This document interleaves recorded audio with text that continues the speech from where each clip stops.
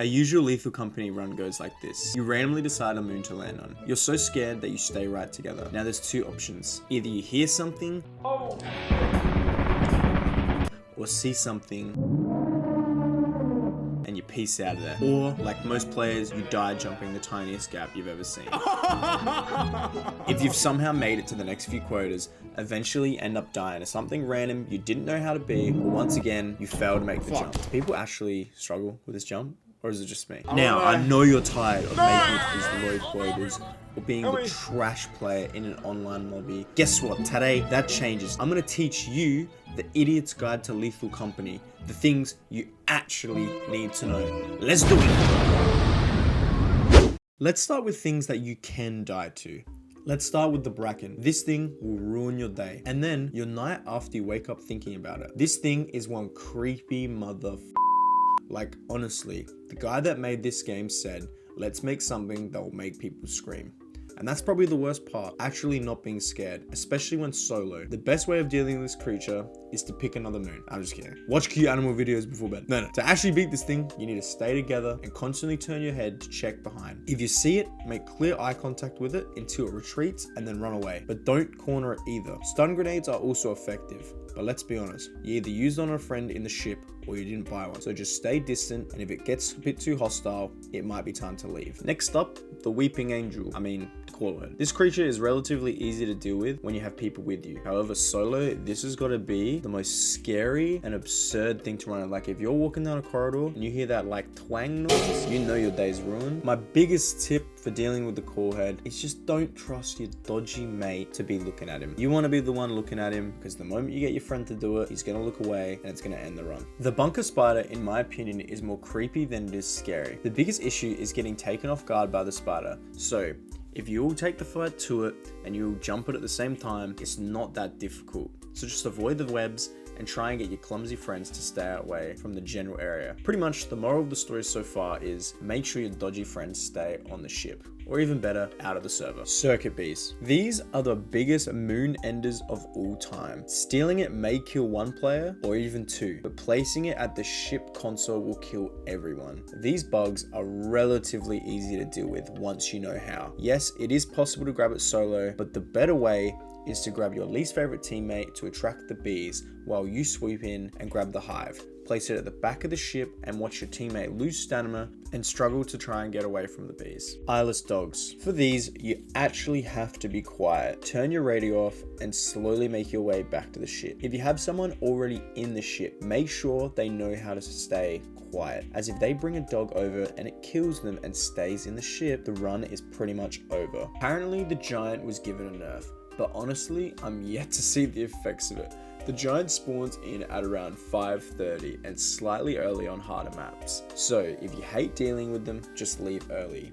But if you want to be a champion and go for that last extra minute run, as you should, then when returning, try and stay low and focus on not getting spotted. The Ghost Girl. Arguably the creepiest thing in this game. This thing makes you experience solo play with your friends in a front row seat, getting to spectate you fall into madness as you run from this girl. It can leave the building. It will chase you indefinitely. There is literally no escape. Try and communicate as soon as possible what's occurring to your teammates and finish grabbing some loot before leaving. Next up is the businessman, the economic weapon, Mr. Supply and Demand. The hoarding bug is the budget version of a dragon sitting on gold. Instead, it's a dodgy bug sitting on some scrap.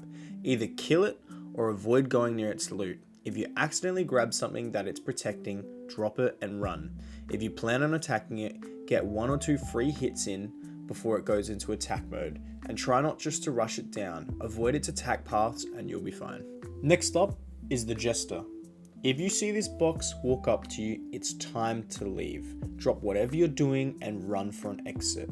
The Jester, after it winds up, will open its head and chase you indefinitely until you either leave the building or it kills everyone inside, speeding up and progressively getting faster. A good rule of thumb on bigger maps is to keep a general idea of which way is the exit. You could use spray paint or a boombox to make the entrance more visible, but let's be honest, you only have a flashlight on you. If you have forgotten, stick to a wall and just follow it as quickly as possible. Stay left and eventually you'll find an exit. Maybe not in time, but you might find one.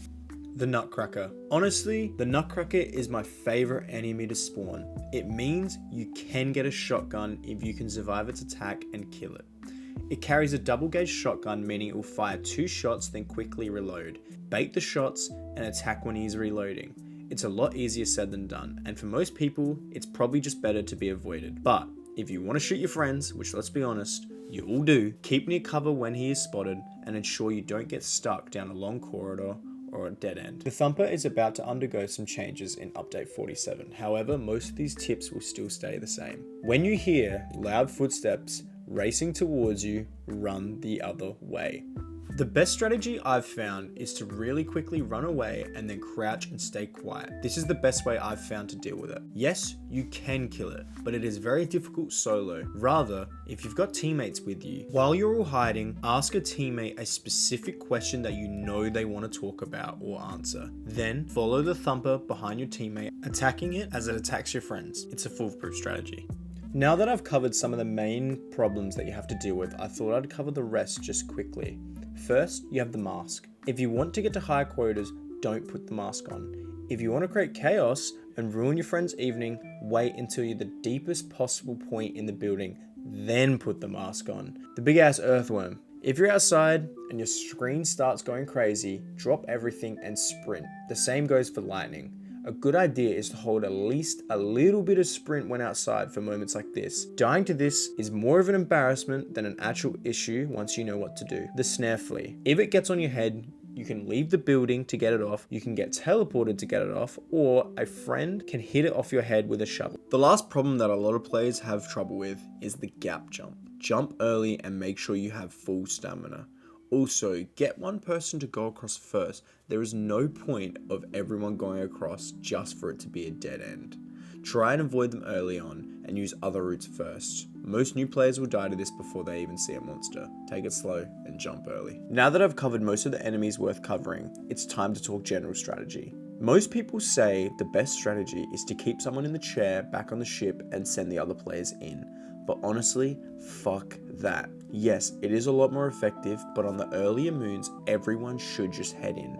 This game is meant to be fun, and until you get to the later moons when you need the information desperately, having everyone inside means more loot and better moons quickly, and a lot more fun seeing the whole group running together away from something. Splitting into pairs is a good strategy, or if you're feeling really wild, invest in an inverse teleporter that spawns everyone randomly across the map with no equipment. Once you're all inside, try and grab big items and place them at the front door. Keep doing this until it reaches around 4 to 5 PM, and then think about leaving and taking stuff back.